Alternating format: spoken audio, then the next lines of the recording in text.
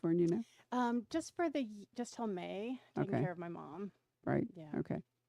Are we ready? Well, good evening, everyone. Thank you, virtual audience. Thank you, living audience. And we have our adorable dog friend, Kyrie. Um, if I could hold her up to the camera so you could see her. Very cute. She's turning into my favorite fan. Now, does she read? Yeah. We're working on reading. Okay, wonderful. Anyway, this is lovely because we've had several Zoom events with Carlene O'Connor, but we have not met her in person. So I'm delighted that she's come to join us this evening. And for those of you who have been reading her Irish Village cozies, why don't we start there and then we'll talk about the dramatic turn she has taken. Right. So, what got you going? I've already asked you this. I know the answer to this, but I'm going to do it anyway. What got you interested in writing the Irish Village mysteries? So my editor asked if I wanted to write a murder mystery series for him set in England. And I had been writing books for him, but they weren't mysteries, but they all started to have kind of a mystery element to them. Like I was sneaking my way into the genre. And when he asked if I wanted to set it in England, I was just honest. And I said, like, I was in London for 7 days. I just don't know enough about England, right, to set a series there. And I said, there was a pause and I said, but I could set it in Ireland. And he loved the idea, and it was a shock to me, but it's been so thrilling, and we were off and running after that. Why did you say you could set it in Ireland? Well, I was hanging out in a lot of Irish pubs in New York City. My great-grandmother is from Ireland, so on my mom's side, it's all Irish. And I was dating an Irish guy and several Irish guys in New York, and that was just the group of people that I loved being around. I had been to Ireland with an ex-boyfriend, and I fell in love with his town. And so when my editor, John, asked me to set it in Ireland, I knew immediately the town I wanted to base it on. And I had that as a passionate start to it, which is a good way to start a series. Well, it really is. And you've got a new one coming. Yes, they come out in like end of February, right towards that St. Patrick's Day frenzy. It will be the 9th Irish Village, Right. Murder in an Irish Bakery. Well, I love the fact that because you've had a bookshop, you've had the church, you've had now the bakery, soda bread. Oh, We're going to have soda bread. maybe. You want to know what's next? Because we just decided. Sure. Murdered in Irish Chipper. Oh, okay. Yeah. That's That'll be, a lot of people will think that's wood, but you're actually thinking the fish and chips, yeah. right? Yep. Which on my last, Patrick has toured Ireland and has an Irish history. On our last visit to Ireland, I remember sitting on a seawall on the West Coast eating fish and chips from a van, and it was amazingly good. I think they just pulled not the chips, the fish out of the water. But I tend to think of fish and chips as British, but in point of fact, it's also Irish, isn't it? It is. It is. At least, when I visited Ireland, all my Irish friends love it. And Siobhan O'Sullivan loves her curried chips. So curried chips, yeah. Yeah, have you had that? No. With the curry sauce I on stick with the plain. But you mean curry sauce instead of ketchup? They have the chips and then they put curry sauce all over it. Oh, see, I think that ketchup is a vegetable. Yeah. So I don't eat chips without ketchup. Normally, yeah, that's me too. I'd have a hard time with curry sauce, but maybe I could adapt. Anyway, so you've had a lot of fun with it. Where in Ireland it's a very small country, but it's quite distinct in its different, what are they, counties? Yes. Okay, so where is the Irish village, your fictional village? The fictional village is in County Cork. Okay.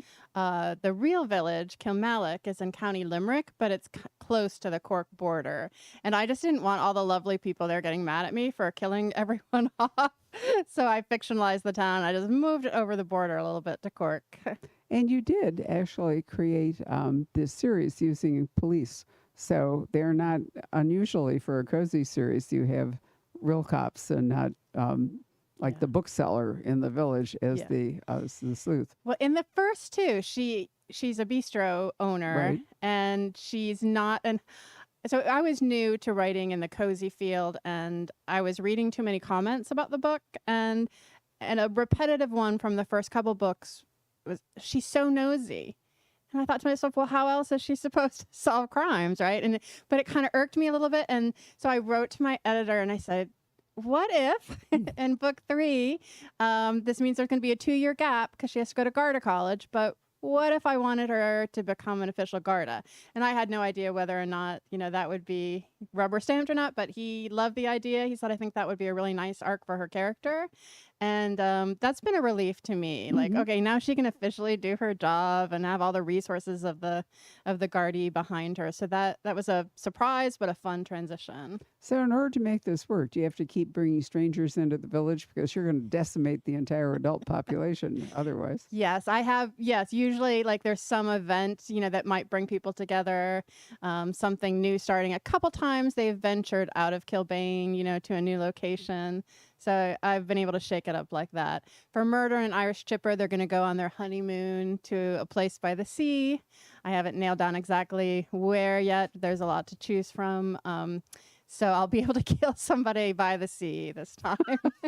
So the Irish wedding was rudely interrupted by yet another murder investigation. It was really too bad because it was shaping up to be a gorgeous wedding. I loved all the preparations and, the whole bit. And then you just knew that something would come along and spoil it. So the wedding was delayed and then the honeymoon. So you've stretched it out, haven't you?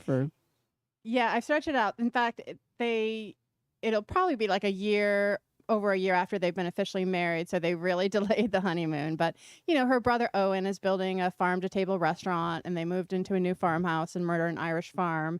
So, people can take a honeymoon whenever they get the chance, I think. So having written all these village cozies, which is what they are, all of a sudden we have our new book, No Strangers Here, and you've taken a dark turn. I have. You want to hear the real interesting story behind that? Absolutely. So, like a lot of people were baking bread during the pandemic, I took tarot card reading classes just for fun. And the teacher was also a psychic that gave people readings. And I decided I wanted a reading from him. At the time, this new series was supposed to be a cozy. And I knew the protagonist was a veterinarian. We'd set it in Ireland, just somewhere different than the Irish village, but it was still supposed to be a cozy. And when the psychic was doing the reading and I told him I would have 2 series going on, he just kept repeating, oh my gosh, they're so different. They're so different. They're so different. And in my head, I'm thinking, okay, they're not so different, like different characters, but they're both cozy. So they're both set in Ireland. And I thought, well, maybe he's not very good, right? The very next day, my editor called me and he said, we were sitting down at the sales meeting and Larissa's my publicist. He said, Larissa pointed out that your Irish Village mysteries that have received starred reviews were a little bit more suspenseful. So what do you think if on the new series we went dark, you can do whatever you want with them. We're not going to market them as cozies. And like literally, like I think my mouth dropped open and like I wanted to call that psychic, which I didn't have his personal phone number, but I wanted to be like, oh my gosh. So I kind of had a warning about it. And then I was stuck with a challenge because I'd already developed a protagonist who was a veterinarian. I pitched it as a female James Harriet. Well, I've actually called this All Creatures Great and Small with Murders, which I think is an excellent description. Yeah. And that's how I was conceiving it, exactly. But then I felt like, oh no, like there was a moment of dread where I'm like, how do I pull off a darker with a sleuth that's not a detective? Which is when I said, look, I'm going to have to create a detective because I don't want the stories to be implausible, right? I want some believability to the darker mysteries. And I think it's going to work out. I think having both of them, and there are believable reasons for Dr. Dimpna Wild to get involved in some of these murder cases. She's out in County Kerry and goes out to a lot of rural farms. And our detective inspector he says he's allergic, but he's really afraid of animals. He has a phobia. So she has to, in the first book, she gets involved for personal reasons. But as the series goes on, she's involved because she can go places he can't and talk to people that won't talk to him. So he's an interesting character. He has a number of hang-ups. Yeah, yeah. He's a little bit obsessive compulsive. He has a little bit of chip on his shoulder because he's short, and a lot of people behind him on his team would call him Napoleon behind his back. He's kind of pig-headed and bossy, and goes his own way with things. But a good person. Like, it's all with good intentions, with a good heart. And Dimpna's kind of the same way. I mean, she can be just very focused and do things her own way. She's also vertically challenged, so they kind of have that in common. So there's an interesting cast of characters, I think. Did you intend them to have any kind of romantic relationship? Or is it going to be just professional? I'm sorry, I'm going to drink some water here. Yeah, we'll have to see what happens because a lot of times it has to surprise me too. I did not set out to do that, and then they sparked. Like, they have this chemistry. But there are also things that keep them apart. So if they do end up together, I think it's going to be a slow burn, but I am going to embrace the fact that there is chemistry between them. There is a spark between them. But neither of them are in a place in their lives where they can handle a relationship or want to be in a relationship. So I don't know what's going to happen with them, which is, I guess, part of the fun, just finding out. Yeah, no, I can see it. I didn't really think of them as potentially a couple when I read it. So you do have two different points of view. Then you've got the policeman, and then you've got the veterinarian. Patrick, John Banfield, there was sort of a romantic relationship for Quirk, but nothing ever works out for Quirk, you know? I mean, they are truly noir.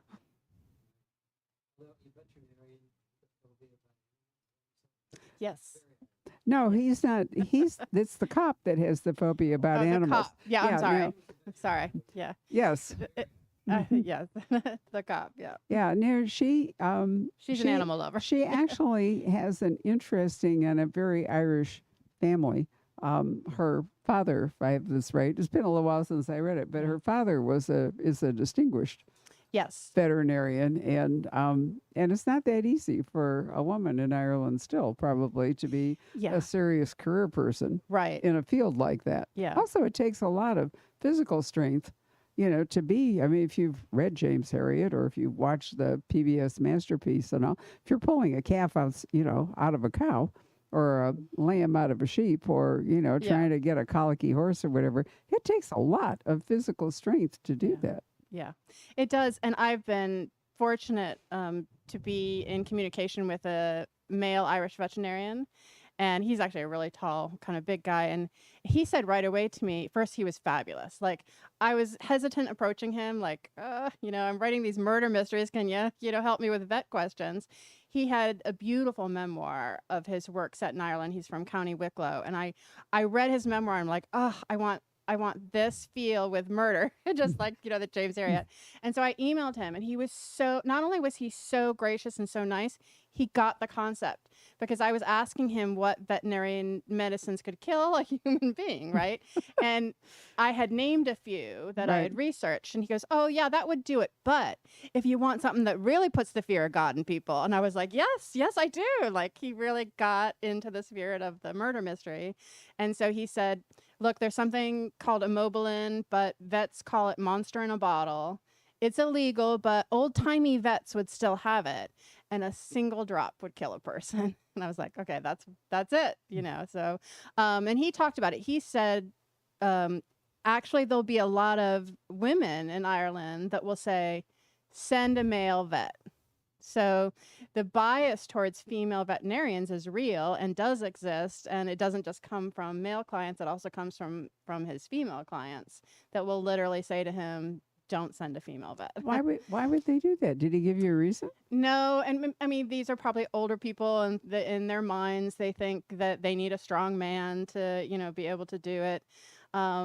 And so I'm just thinking, like, for Dimpna, I mean, she's small, but I think also when you're small, you might be able to maneuver into positions and, you know, help things out in a different way and use those skills. But it's probably just fear and just what they're used to. And they think you need to have, you know, all these muscles or something. Interesting. Yeah. So when we meet Dimpna, she's having a terrible crisis with her own veterinarian practice. Actually, she's going broke is what's happening, right? Yes. Her husband was involved in a financial scandal that ruined her reputation, even though she was not aware of what was going on. So her and her grown son have been put through the ringer the past year. And her husband has committed suicide. And her business now is being, leaned on for the money that the family owes through this financial scandal. So things are really falling apart for her in Dublin, just as things are falling apart for her family in Dingle. And she hasn't been home for a long time. So this is kind of forcing her back into a place she really didn't want to go back to. Yeah, it must be interesting to be in an author's head. Think of the terrible things she's done to these characters before the book even starts. I mean, putting two people in extremis like that in order to kick things off. Did you start out with quite this dark a vision, or did it just sort of grow on you? Well, when it was going to be a cozy, I didn't start with that vision, No. but like the psychic just inspired me.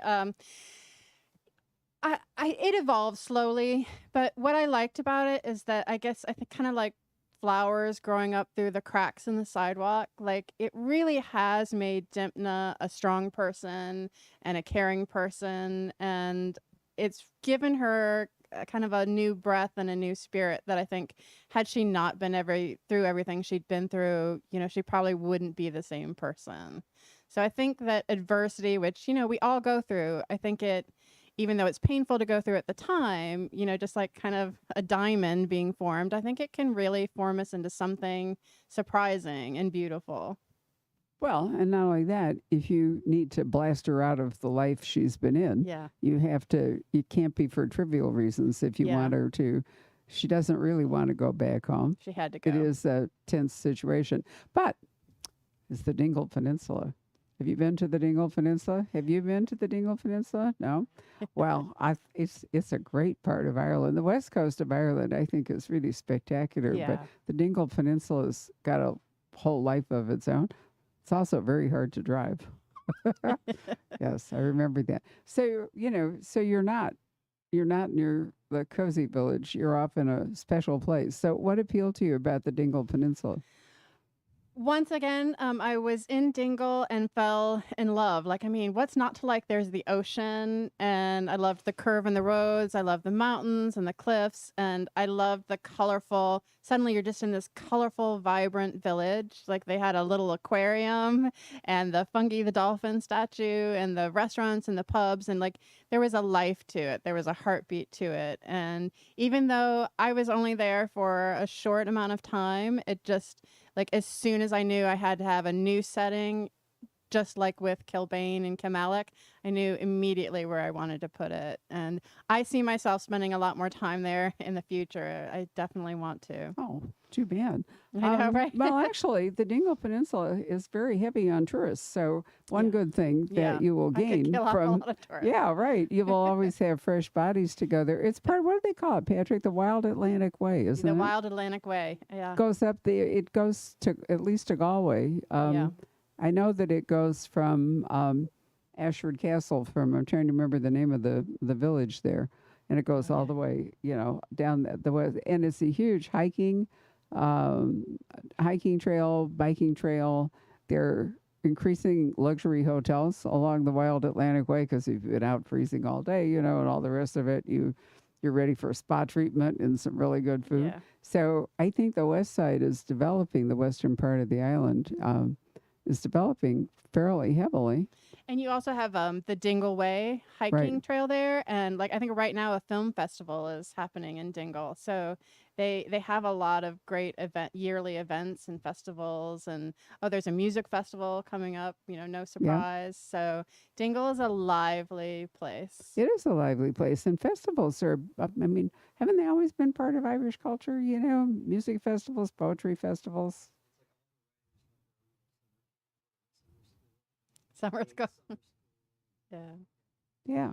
So it is. So I think it's a great, it's a great location, and you'll have a lot of fun with it. But if you do have to have more plausibility in this series, cozies you can get away with a lot. But if you're going to be writing a darker series, then readers, they think, will hold you to a higher standard of believability. Yeah, as well they should.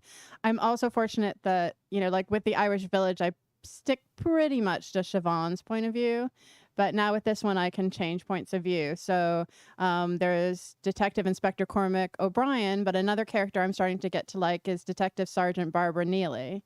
So she also investigates with him. But whereas Cormac is out of Killarney and he's kind of new to town, she's been there for a while. So they have different ways of doing things. So all these characters, it's not that they're at odds because, they're just getting at each other, but they just all are kind of set in their ways and have their own way of doing things. And so they all butt heads a little bit. So, what's your short story pitch? We've talked all around it, but how does this? We know that her life, Dimna's life, has collapsed and her father's in trouble. But what is it that really kicks off the crime? Well, there is a very wealthy man in town, Johnny O'Reilly, who's found dead on a beach, Cloger Strand, in a suit. And there are black rocks next to him that spell out 69. And she is brought back because both her parents are accused of the murder. There are different clues found around the body that make the detective think he finds out certain things right away about both of them that tie them to the murder. And so Dimna has to go back to protect her family's name, to, protect her family. Like her father, in her mind, is not a killer. But she does find out he's suffering from the early stages of dementia. So it's hard to trust him. And she even starts to doubt, like, could my father be a killer? And if her father is a killer, what is she going to do? Will she protect him? Or will she have to out him as a killer? So it really brings her in this, like, as deep as you can get. And her father's motto is kind of family first, right? You look out for your own. And that's the dilemma she'll face as the mystery unfolds. And she has secrets with a lot of the characters in town and kind of a dark past that she'll have to face in order to get closer to what's really going on. So high school never leaves you. Yes. Oh my gosh. Isn't that true? Yeah, it is true. There's an amazing number of crime novels in which stuff you did in high school or, I'm serious, it comes back, cover-ups or, busted relationships and that's not just true in crime. There's a wonderful book up front called Inner Boots, which is a romance and or romantic suspense. And again, it's like, you'd never get over the guy that dumped you in high school is kind of, part of the deal there. It's interesting how wounds like that can stay with you, for a whole life. Yeah. I read once too that like we all have a wound from like when we're about 10 years old too, kind of like the first deep one that impacts us the rest of our life. Really? Yeah. That's an interesting thought. Yeah.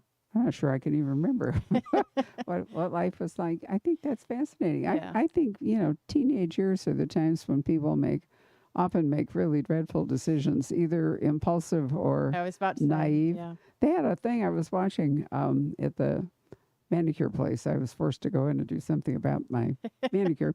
And in between the really disgusting political ads, they were showing the cops, maybe you noticed it, here in Phoenix, have found a huge stash of fentanyl, but it's been made to look like M&Ms. Oh, no. So that it will appeal to kids. It's all in bright colors and all the rest of it. And it looks perfectly harmless.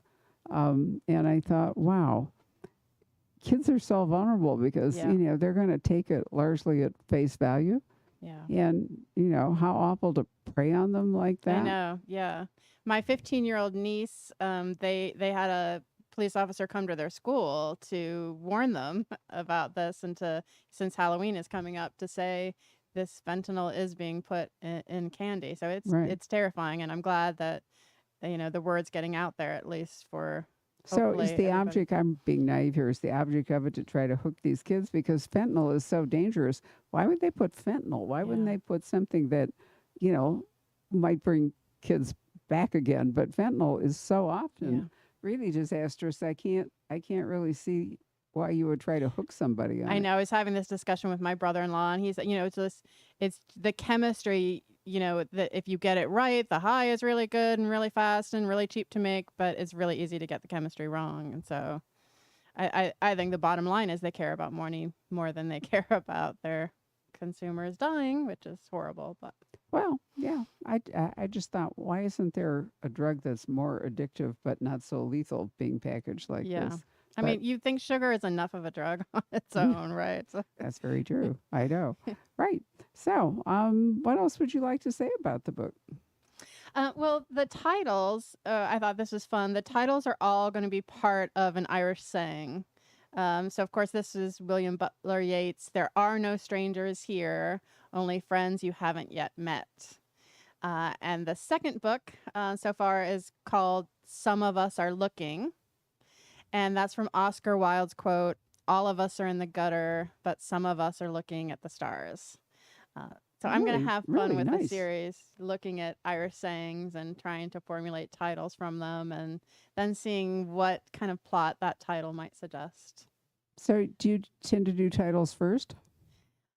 With this, I have. Now, normally I don't, and sometimes I go through numerous titles, and sometimes my editor and I, kind of bat back and forth titles. So far with this, it's been the first time he's like accepted all of my titles. Like I give them to him waiting for the blowback, and so far with the first two, he's gone with me on it. He's liked them, so Well, so they've committed to at least 2 books.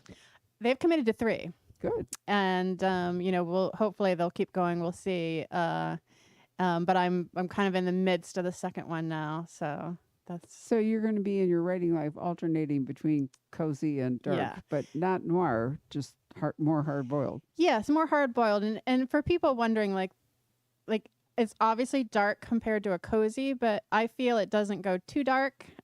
Just my personal preference. If they're so dark without hope, I just personally I can't read that because it just depresses me. Right. So I would say this is more of a medium, like a medium roast dark, because I still feel like I get the Irish humor and heart, and you can feel assured that I'm not using the animals to hurt animals and upset people with that. They'll have their illnesses that a veterinarian would have to take care of, but the mystery and the devious things are really about the people. No, I think you struck a very good balance. Yeah, I liked thank it you. a lot. I thought it was interesting, having read your cozies to Yeah. run up against this. And I saw something before I picked it up that said she's taken a dark turn, and I wondered, okay, what does that actually mean? Yeah. But I think you've done a wonderful job there. Do you have, Patrick, any questions you might like to ask? Do you need the Let's see, Anne, who's watching, would like to know, she says, generally you release a new book every year. Do you anticipate writing a new book every year for both series? I do, Anne. So the County Kerry mysteries will all come out towards the end of October, and the Irish Village will continue to come out towards the end of February. And I've been throwing in a couple novellas. I'll have a novella coming out. This year I had Christmas Scarf Murder come out, and next year Halloween Cupcake Murder, which was fun to finally write it during Halloween, because normally I'm writing like a Christmas book in July, and it's really hard to get, in that frame of mind, but it was fun to write the Halloween during Halloween. And then I'll have an Irish Milkshake Murder, and those 2 novellas will actually use the characters from my Home to Ireland series.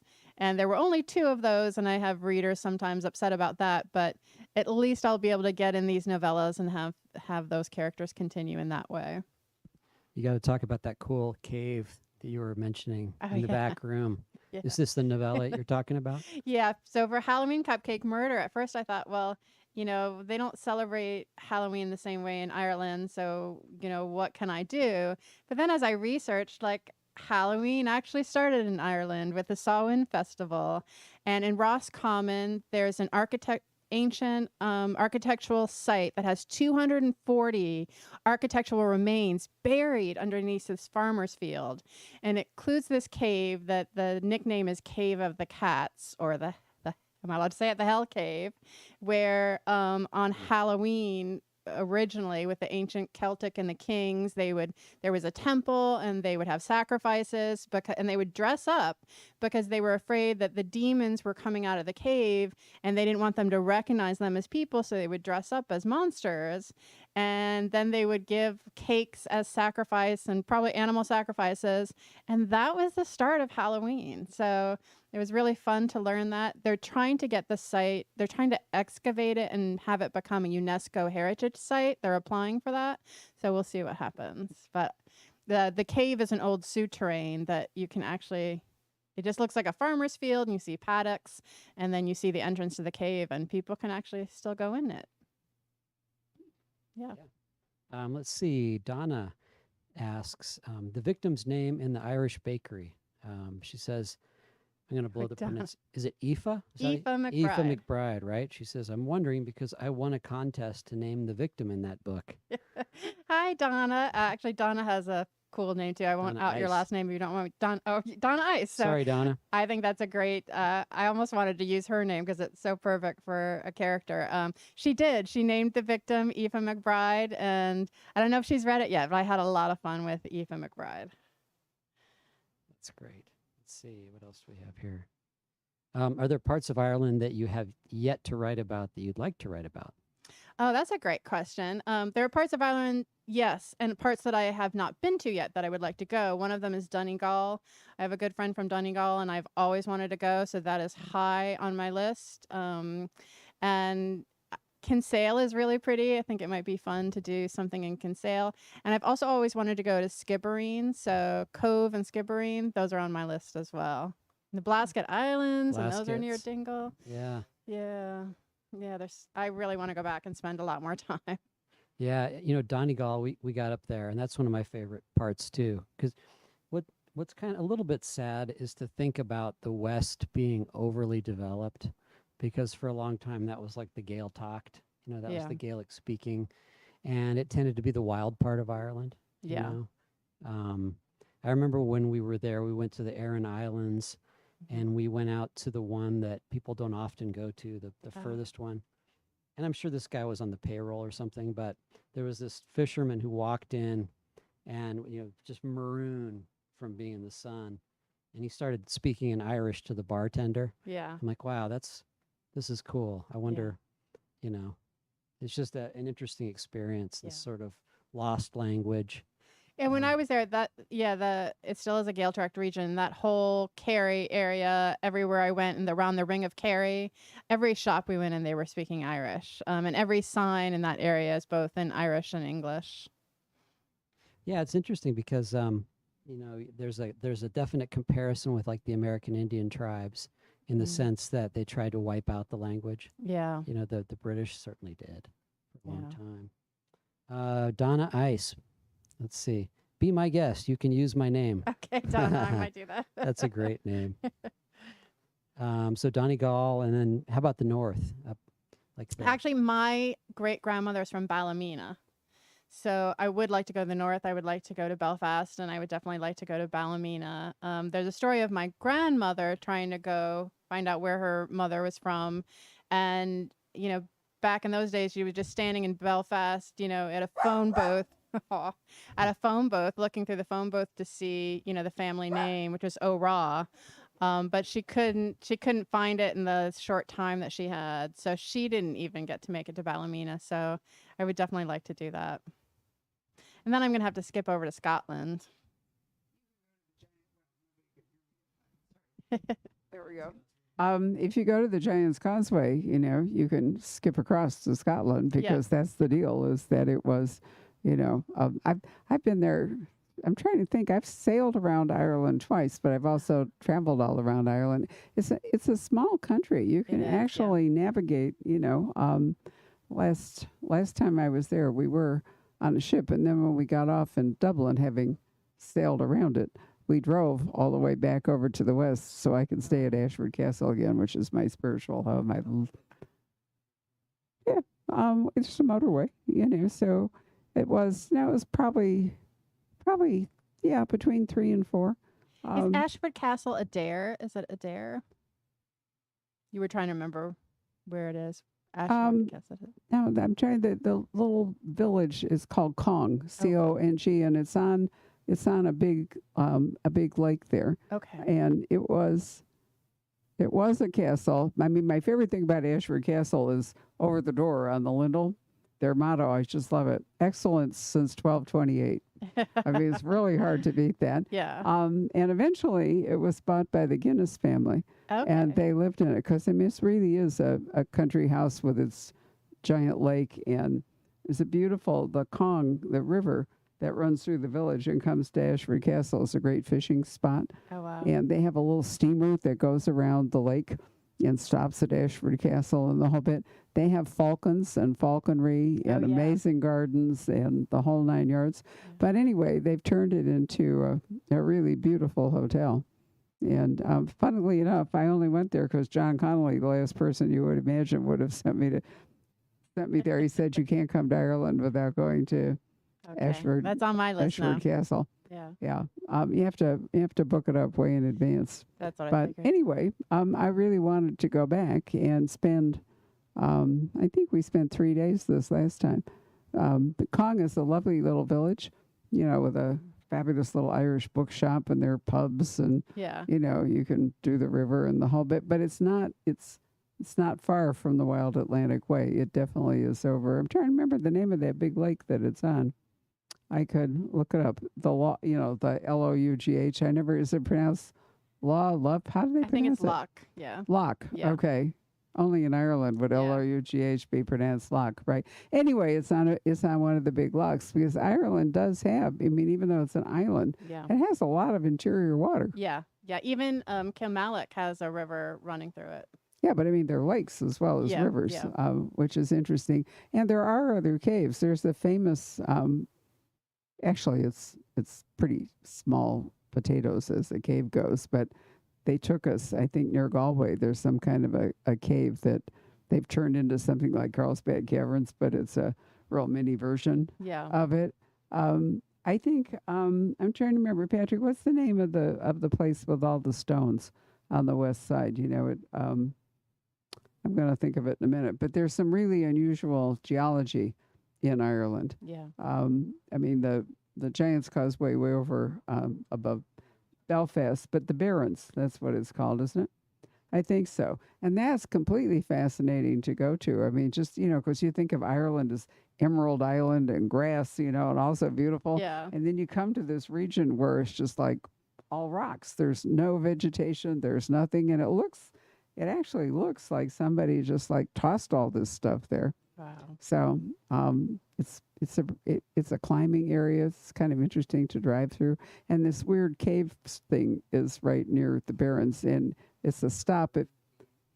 Yeah. Oh, it's the Burren, not the Barren. Yeah. Thank you. It is Burren, and it's accessible from Galway. It's Yes. if you're touring, Yeah, I can see the pamphlet in my mind because in Galway they have the pamphlet for right. some more and Aran Islands and the Burns. Right. Yeah. And then I'm not entirely clear if the Scillies, which are to the south, are British or Irish, because it's fairly close to Cornwall, and people will.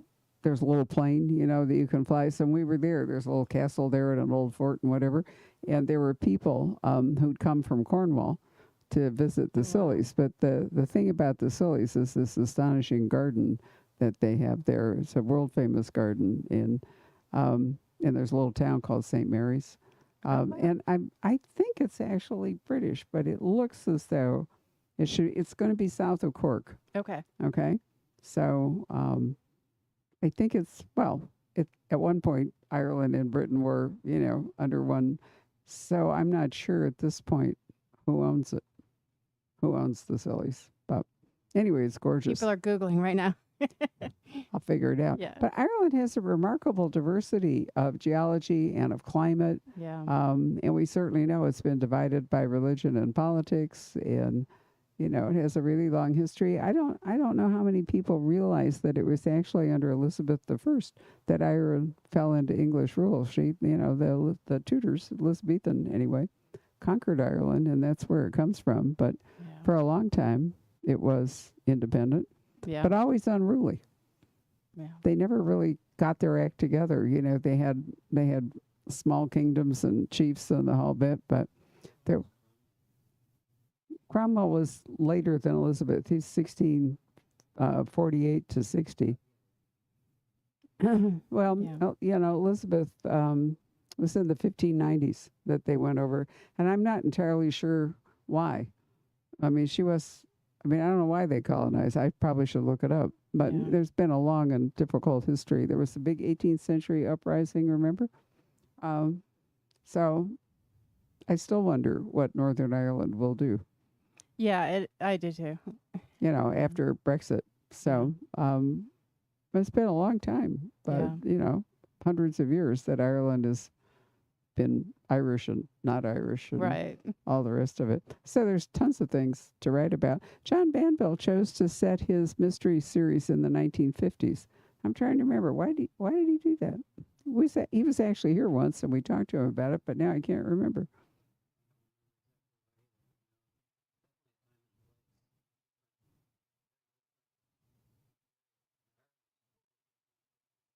Yeah, it really, Yeah. really was.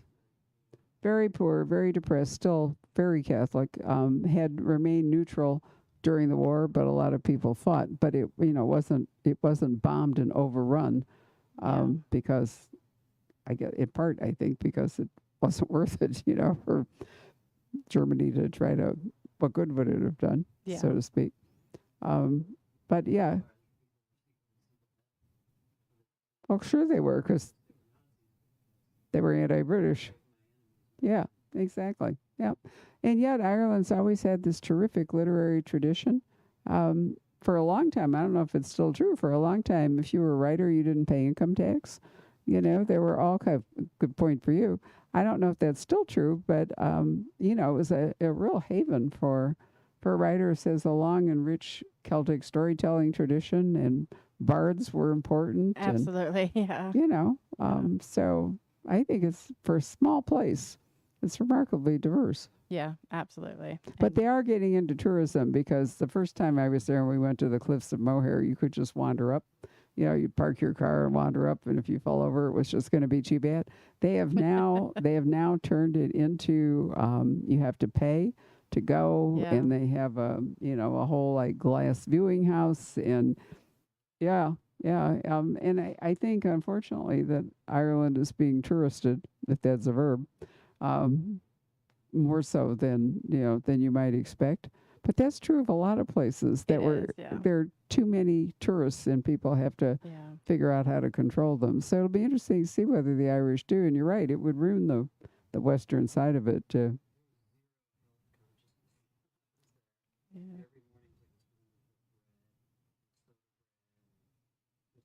And everybody smoked. Yeah, right. Yeah. And then if you visit one of the old villages, the peat has a remarkable smell, but they also were living in sort of constant soot. Yeah. So no wonder they had so much in the way of lung problems, Yeah. you know. And it's illegal to burn it now, so that's caused, actually some, rebellion against that as well. It's such a distinctive smell, but as of a year, 2 years ago, you're not supposed to burn peat. So they've, some of the people who were selling it kind of made a joke of, these bricks, these turf Yeah. bricks, of suggesting what else they should do with it, since illegally they can't, sell it to burn it. So interesting. Right. There it is. Well, you've picked a fascinating country to write about. So thank you for coming and sharing it with us. Well, thank you. And this store is just gorgeous. I love this bookstore. Well, So, thank you. Well, we're delighted you managed to get here in person. So thank you all very much for joining us. Thank and it's a you. little bit early, but let me wish everybody a happy Halloween. And then moving on to another culture, Dia de los Muertos. I'm going to wish you an interesting day there. It's funny how they come back to back like that, isn't it it? is, yeah. Yeah.